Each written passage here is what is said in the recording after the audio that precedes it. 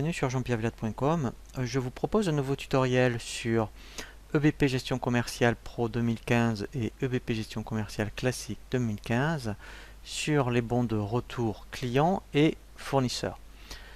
C'est vraiment très intéressant de mettre en place ce système, je dirais, de documents pour la visibilité de vos stocks.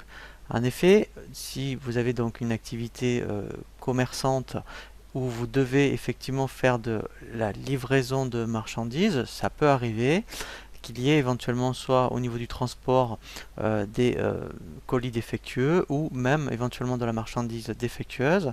Donc dans ce cas-là, effectivement, si votre client vous prévient, eh bien vous allez faire ce qu'on appelle des bons de retour pour que ensuite après cette marchandise soit réintégrée en stock éventuellement, et après à partir, je dirais, de ces bons de retour, soit vous refaites des bons de livraison par rapport à la quantité de marchandises défectueuses ou des avoirs directement.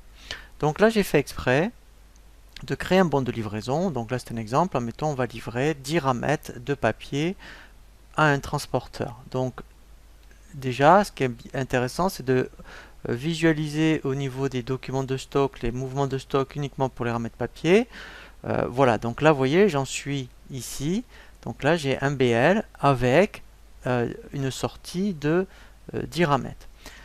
Le transporteur me contacte sur les 10 ramettes, éventuellement il y en a 5 de défectueuses. Donc dans ce cas-là, je vais proposer à mon client un bon de retour pour ces 5 articles, et après soit, donc là on revient dans un cas classique, soit je peux relivrer, faire de nouveau une livraison de 5 ramettes ou lui proposer un avoir sur ces 5 ramettes. Au niveau donc des documents de vente, donc là dans mon bon de livraison, j'ai une fonction qui s'appelle retourner. Donc ça ressemble beaucoup aussi au tutoriel sur les livraisons partielles et réception partielle. Donc là je clique sur retourner. Voilà.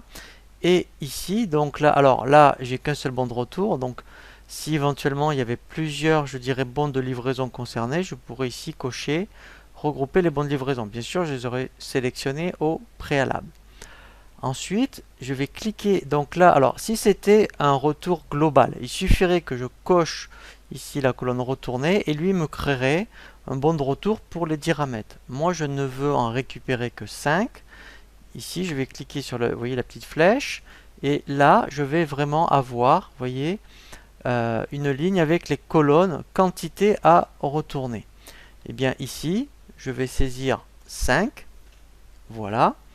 Donc quand je vais maintenant faire enregistrer et fermer, il va me créer un bon de retour pour mes 5 ramettes. Donc là au moins c'est vraiment intéressant parce qu'au moins on va dire c'est propre, hein, c'est bien fait. Voilà, donc là en plus je sais que c'est par rapport au bon de livraison numéro 3. Voilà, donc là après au niveau des éditions, mais après effectivement je pourrais même envoyer à mon client un bon de retour.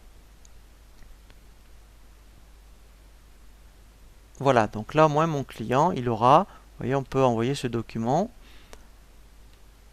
Voilà, donc là après effectivement, vous voyez, il a voilà, vous voyez un net à payer de 30 euros. Donc là, deux possibilités. Eh bien, soit après on recrée un bon de livraison, ou après, par rapport à ces 30 euros, eh bien effectivement, je peux, vous voyez, si je vais dans bon de retour, voilà, le transférer, vous voyez, en avoir. Donc là après, je pourrais très bien, le client aurait un avoir sur sa prochaine commande, ou même après, on peut très bien rembourser cet avoir. Donc là, je vous invite à consulter le tutoriel sur le remboursement des avoirs. Donc voilà, et même principe pour les fournisseurs.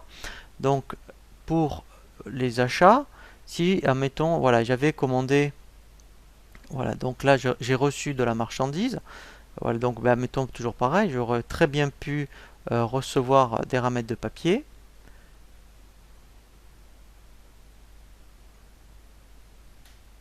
Donc là, je sélectionne mon fournisseur. Voilà.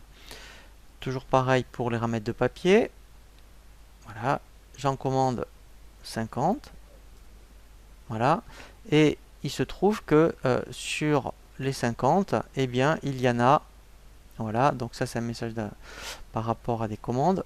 Ici, admettons, eh bien il se trouve pareil que en fait il y en a des défectueuses. Donc là vous voyez c'est une option qui s'appelle renvoyer. Donc là c'est le même principe. Je pourrais très bien dire, eh bien, sur les 50, il y en a 10, voilà, qui sont défectueuses. Voilà, donc là après on va voir vraiment au niveau des mouvements de stock. Donc là je fais enregistrer et fermer. Voilà. Voilà, et là je vais avoir un bon de retour pour mes 10. Alors, dans le même principe effectivement que pour les clients, après on peut demander donc un avoir, hein, si on fait transférer un avoir. Donc là après pareil, on peut demander le remboursement ou on refait une livraison. Mais au moins après ce qui est intéressant, c'est qu'au niveau des stocks, vous voyez, si on consulte les mouvements de stock que pour les remettre de papier, eh bien voilà. Vous voyez, au moins c'est très très propre et on comprend après pourquoi, mettons, on a telle quantité en stock suite aux différents, vous voyez, événements. Donc c'est vraiment très très intéressant de mettre les bons de retour en place, hein, si vous êtes vraiment, je dirais, concerné par cette situation. Je vous dis à très bientôt sur jeanpierreviat.com pour un nouveau tuto.